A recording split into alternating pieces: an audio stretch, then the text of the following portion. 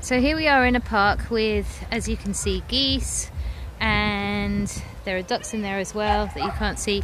And Carmen is just going to walk past with Bala and the other dog she's fostering at the moment, so you can see how she reacts to them.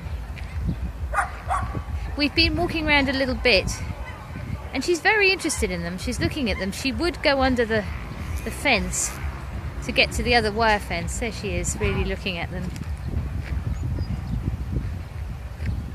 So she's very interested in them, but she just kind of freezes and looks at them.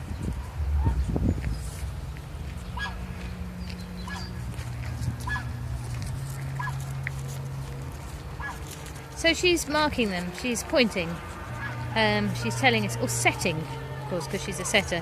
She's telling us they're there and looking at them. But she's not supposed to go over that wooden fence. Oh, Bala. No, don't shout at her, Bentley. And that's her other love, people. Just cuddles and people and... Bala. So she forgot about them when Bentley started stroking her, and thought about Bala, Bala, Bala, Bala, Bala, Bala, Bala. Good girl. So she's not thinking about them now. The other little dog is barking at them, but Bala's forgotten about them.